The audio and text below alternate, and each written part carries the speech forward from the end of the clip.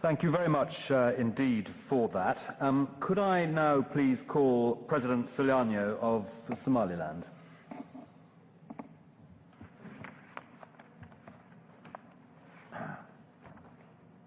I thank the British government for hosting this conference.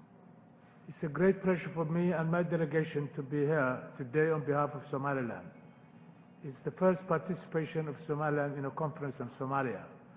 We're here because of the friendly persuasion of the government of the United Kingdom, with which we had a shared history, but we are also here because we have a strong interest in regional stability, and we believe that we can share our views about stability and recovery in Somalia, drawing in partly on lessons we have learned in Somaliland. I consulted widely with the political and civil society leaders of Somaliland before deciding to accept the invitation to the conference.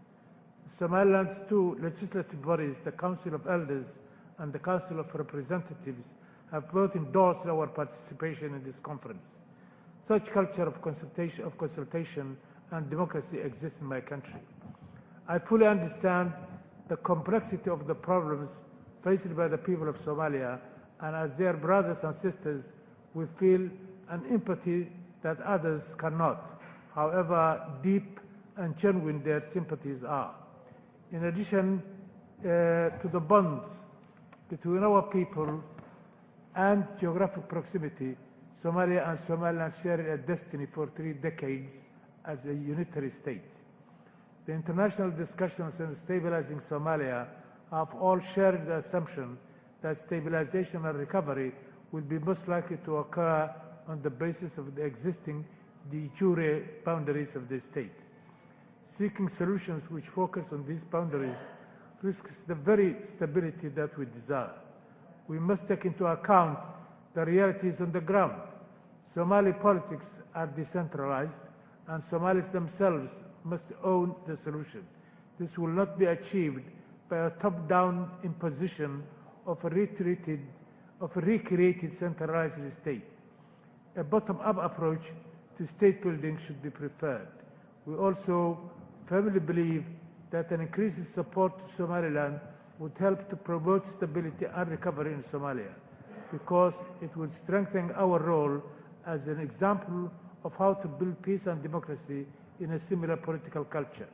Somaliland built peace and democracy through an indigenous bottom-up process drawing on traditional conflict resolution methods. Somaliland actively collaborates in the fight against terrorism and piracy in the region. On Tuesday this week, our parliament approved an anti-party law and a prison transfer law, which will further contribute to our commitment to the fight against piracy.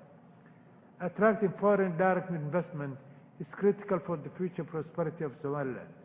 That's why we have launched yesterday the Somaliland Development Corporation here in London to facilitate international investment in Somaliland. An institution of this type could help Somalia too. We do not believe that a reconstituted state within the de jure boundaries is the recipe for the stability and recovery that we all hope for. The people of Somaliland chose the path of independence more than 20 years ago, and we cannot turn back. To do so would be to deny our current history, our achievements, and our political reality. As a democratically elected government, we must respect our people's wishes. There must be an international discussion about the future of Somaliland, launching a process leading to the recognition of our state. This cannot be delayed indefinitely. Given their efforts, sacrifices, and achievements, our people deserve nothing less. We are convinced that an internationally recognized Somaliland will be even better placed to contribute to a stable and peaceful Somalia. Thank you.